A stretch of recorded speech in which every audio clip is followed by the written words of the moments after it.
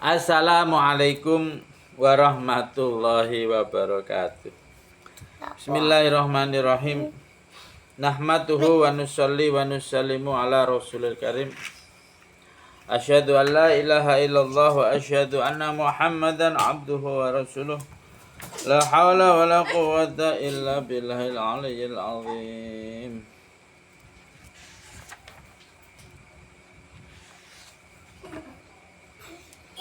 Alhamdulillah saudaraku dimanapun Anda berada.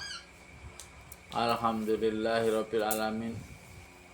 Kita jumpa lagi dalam channel yang sama,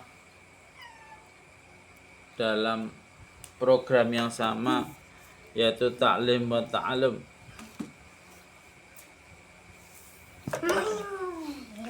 Saudaraku yang dirahmati Allah SWT, semoga hari ini Allah Subhanahu wa taala selalu curahkan rahmat, taufik, maghfirah dan hidayahnya, sehingga hari ini semakin lama kita semakin taat kepada Allah SWT, semakin diberi kebaikan-kebaikan yang banyak oleh Allah Subhanahu wa taala. Saudaraku yang dirahmati Allah SWT, alhamdulillah kita jumpa lagi, yang mungkin beberapa malam kemarin libur karena ada takaza ke halaqah, takaza ke markas.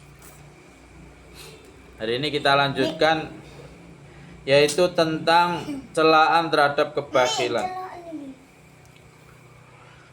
Hadis ini sangat penting untuk direnungkan karena berhubungan dengan masalah-masalah takwini, yakni dalam kurung peristiwa-peristiwa yang terjadi di dunia atas kehendak Allah Subhanahu wa taala.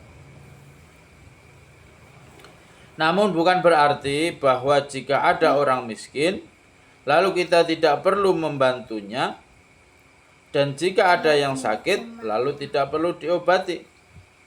Jika maksudnya seperti itu, maka semua riwayat dan ayat-ayat yang berkenaan dengan sedekah tentu tidak diperintahkan. Demikian pula halnya dengan perintah untuk berobat. Akan tetapi maksudnya adalah bahwa aturan tersebut ini akan terus berlaku secara takwini.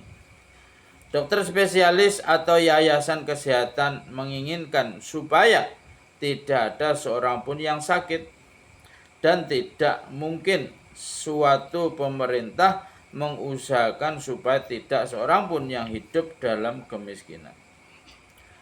Tetapi kita diperintahkan untuk membantu mereka, menyayangi mereka, dan mengobati, serta menolong mereka sesuai dengan kemampuan kita.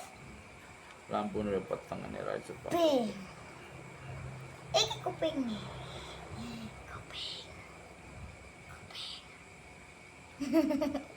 Kupingnya.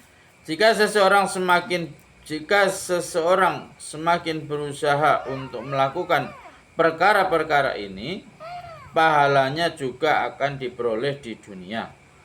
Akan tetapi, walaupun telah berusaha, namun ternyata sakit seseorang tidak sembuh, dan dengan usahanya keadaan keuangan seseorang tidak membaik, maka hendaknya dipahami bahwa menurut Allah Subhanahu wa taala inilah yang terbaik baginya. Hendaknya tidak takut dan susah menghadapi keadaan tersebut. Karena kita tidak tahu tentang yang gaib, dan kita tidak diperintahkan mengerjakan perkara-perkara takwin.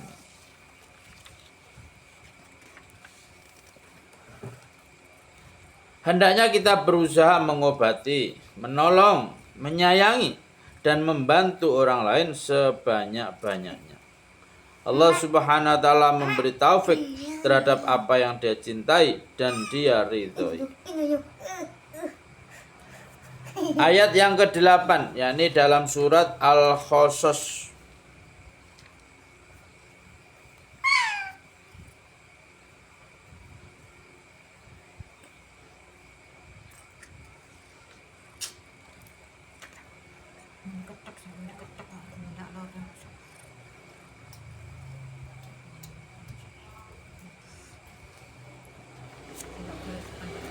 Ayat ke-8 yaitu dalam surat Al-Qasas ayat 77. Dan carilah pada apa yang telah dianugerahkan Allah kepadamu untuk kebahagiaan negeri akhirat, dan janganlah kamu melupakan bagianmu dari kenikmatan duniawi, dan berbuat baiklah kepada orang lain sebagaimana Allah telah berbuat baik kepadamu. Dan janganlah kamu berbuat kerusakan di muka bumi. Sesungguhnya Allah tidak menyukai orang-orang yang berbuat kerusakan. Quran surah Al-Qasas. Keterangan. Ayat di atas menceritakan tentang nasihat orang-orang Islam kepada Qarun. Adapun kisah seluruhnya akan diketengahkan dalam bab 5 ayat ketiga. Sa'di rahmatullah alaih berkata bahwa yang dimaksud mencari akhirat adalah mendekatlah kepada Allah Subhanahu wa taala dengan bersedekah dan menyambung silaturahim. Ibnu Abbas radhiyallahu anhuma berkata bahwa yang dimaksud janganlah kamu lupakan bagianmu di dunia adalah hendaknya kita mematuhi perintah-perintah Allah Subhanahu wa taala ketika di dunia ini. Sedangkan Mujahid rahmatullah berkata bahwa yang dimaksud bagianmu di dunia ialah beribadah kepada Allah Subhanahu wa taala. Sedangkan Mujahid rahmatullah alaih berkata, simpanlah sesuai dengan keperluanmu. Mujahid rahmatullah alaih berkata bahwa yang dimaksud bagianmu di dunia ialah beribadah kepada Allah Subhanahu wa taala ketika di dunia, yang pahalanya akan diperoleh di akhirat. Hasan Basri rahmatullah alaih berkata, simpanlah sesuai dengan keperluan untuk diri sendiri, dan selebihnya belanjakanlah di jalan Allah Subhanahu wa taala, dan kirimkanlah lebih dahulu ke depan, yakni ke akhirat. Ini adalah bagian kalian dari dunia. Dalam sebuah riwayat disebutkan, tahanlah untuk pembelanjaan selama setahun dan sisanya sedekahkanlah, dalam kitab Durrul Mansur. Orang yang melupakan bagian akhiratnya karena mengejar dunia, berarti ia telah berbuat zalim kepada dirinya sendiri. Rasulullah SAW bersabda, seseorang akan dihadapkan kepada Allah Subhanahu wa taala pada hari kiamat.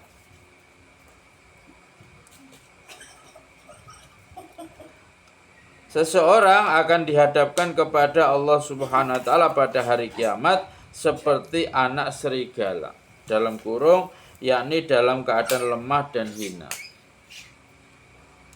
Ia akan disuruh berdiri di hadapan Allah Subhanahu wa taala, dan Allah Subhanahu wa taala akan menuntutnya. Aku telah memberimu harta, kekayaan, dan pemberian yang banyak kepadamu. Apa yang kamu kirimkan lebih dahulu untuk dirimu? Ia akan menjawab, wahai Allah, saya telah banyak mengumpulkan harta dan menambah-nambahnya. Telah saya tinggalkan di dunia harta yang jumlahnya lebih banyak daripada sebelumnya. Sekarang kembalikanlah saya ke dunia supaya saya dapat bawa semuanya. Maka dikatakan kepadanya, tunjukkanlah apa yang telah kamu kirim sebagai simpanan. Ia akan berkata seperti itu lagi, wahai Allah, saya telah mengumpulkannya dan menambahnya, dan saya telah meninggalkannya di dunia yang lebih banyak daripada sebelumnya. Kembalikanlah saya sekarang ke dunia, semuanya akan saya bawa. Akhirnya ketika ia tidak mempunyai simpanan yang ia kirim lebih dahulu, ia akan dicampakkan ke dalam neraka, dalam kitab Miskat.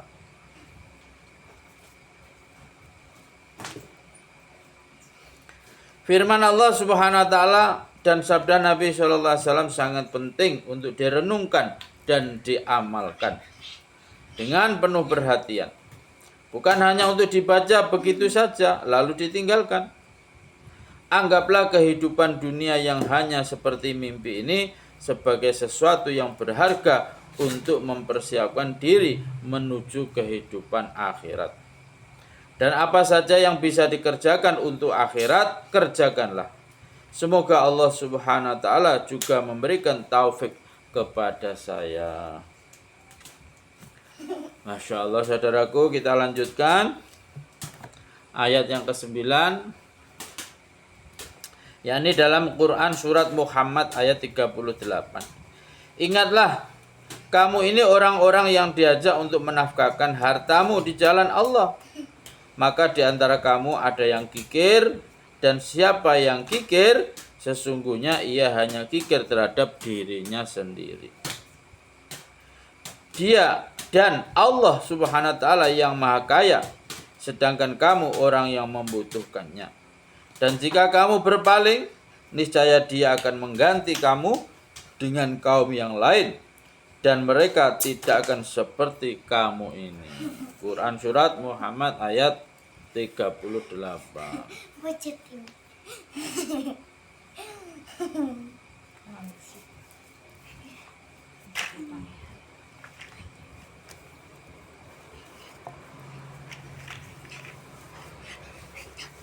Keterangan.